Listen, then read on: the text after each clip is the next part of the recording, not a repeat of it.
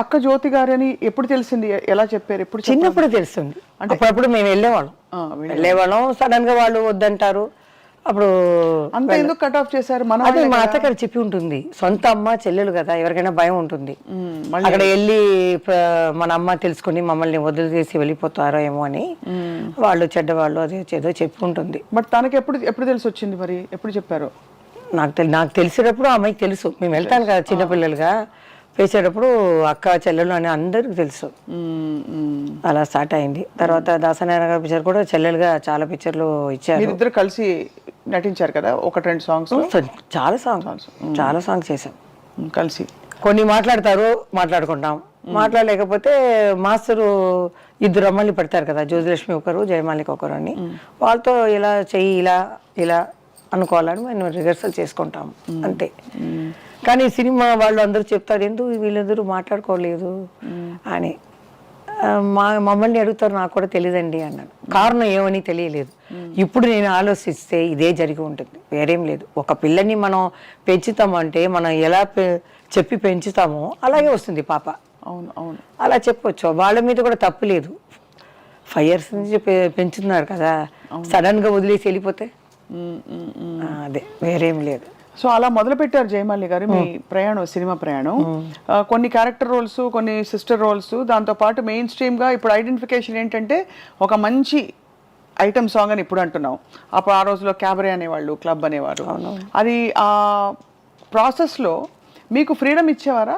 మీరు డిసైడ్ చేసుకోవడానికి, నాకు ఈ మూమెంట్ నేను చేయను, లేకపోతే ఈ కాస్ట్యూమ్ నాకు నప్పదండి, సూట్ కాదు, ఈ కలర్ బాగాలేదండి అట్లా చెప్పడానికి? లేకపోతే లేదు, ఆ రోజులు అలా లేదండి. ఇప్పుడు రాఘవేంద్రరావు గానే చెప్పేస్తాడు ఆ సిచ్యువేషన్ ఎలా ఉందో అలా.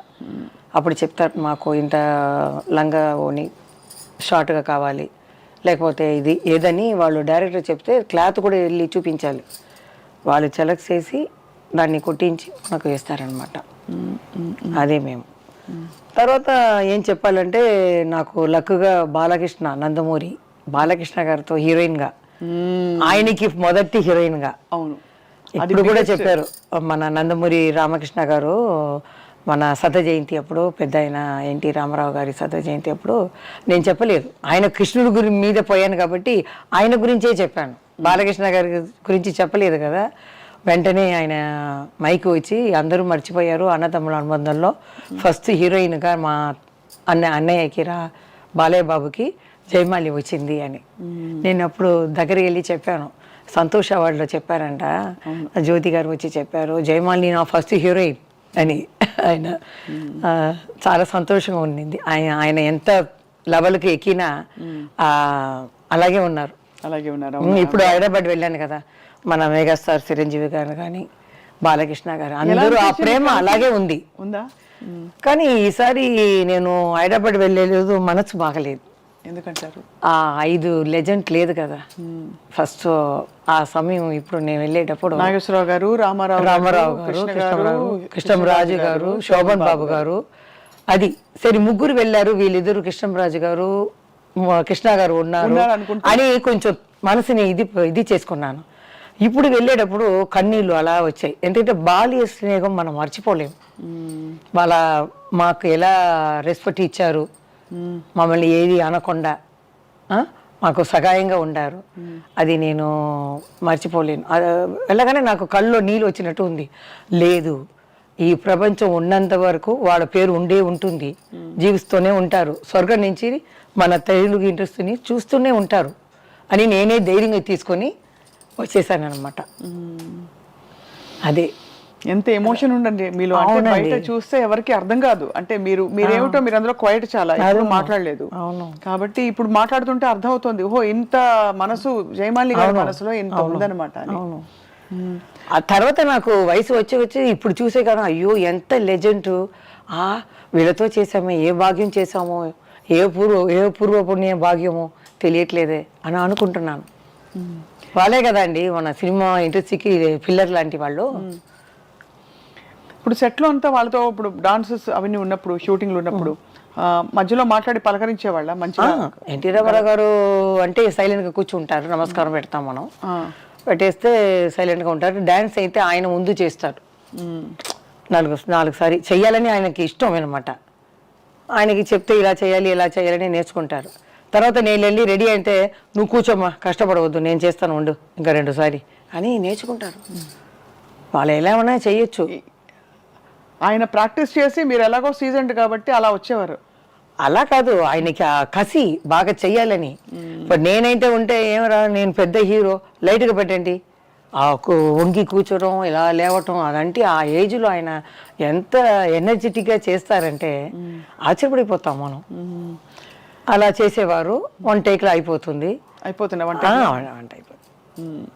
చేసేవాళ్ళు వాళ్ళు ఆ టైంకి వచ్చేవాళ్ళు.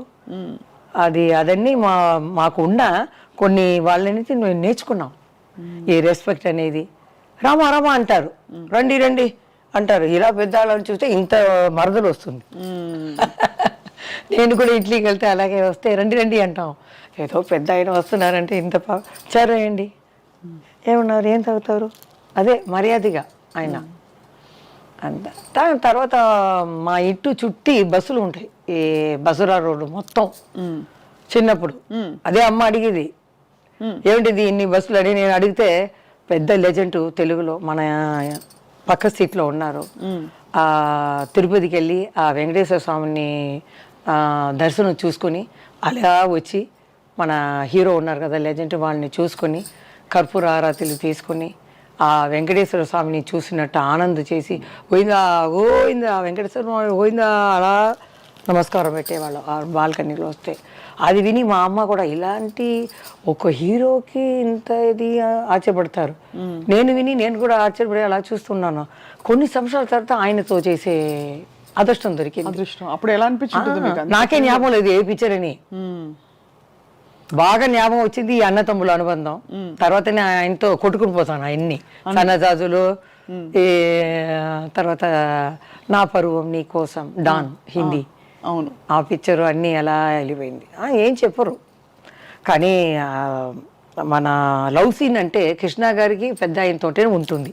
అదే ప్రాబ్లం, కృష్ణ గారికి రాదు. ఇక్కడ వెళ్తే నన్ను చూడకుండా అక్కడ సైడ్ గా చూస్తారు. ఆయన డైరెక్టర్ చూడరా, ఆయన కొంచెం ఇదే కదా సిగ్గుగా ఉంటారు. అన్ని పిక్చర్లో ఎన్టీ రామారావు గారు వాలంటీర్గా రా అని చెప్పి నేను ప్రేమించాలి. అలాంటి క్యారెక్టర్ నాకు. అవును అవును, మీరే బలవంతంగా ఆయన్ని వశం చేసుకోవాలి అలే అని. అది మన దానవీర సూరకర్ణలో ఆయనతో సాంగ్ ఇటు రారా అని వస్తుంది సాంగ్. బాలయ్య బాబు ఆ ఫంక్షన్ లో కూడా చెప్పారు, వేసింది ఆ చక్కని పాట అది దానవీర సూరకర్ణలో. అది అక్క ఏమో కృష్ణ గారు తీసారే ఏదో పిక్చర్ కురుక్షేత్రం. అవును, అక్క అది చేసింది, నేను ఇది చేశాను పెద్ద ఆయనతో. ఆయన కృష్ణ గారితో తను చేసింది. చాలా బాగుంటాయి. ఐబ్రో అని రాశారు నాకు. నాకు ఆ ఫస్ట్ ఈ జానపదాలు పిక్చర్లో చూడటం ఇదే ఫస్ట్ టైం. దానికి ముందు ఈ కోట్ సూటు ఇవన్నీ ప్యాంటు ఇది వేసేసారు. జానపదాలు చూస్తే ఆ సెట్ వెళ్ళగానే అంత పెద్ద గ్రీడం, ఆ నగలు అలా పెట్టుకొని అలా నిలిస్తే ఇదేంటి గంధర్లోకమా, ఎక్కడ వచ్చాము, ఇవేరేంటి కర్ణుడా, ఏం తెలియదేది అని భయపడిపోయాను నేను.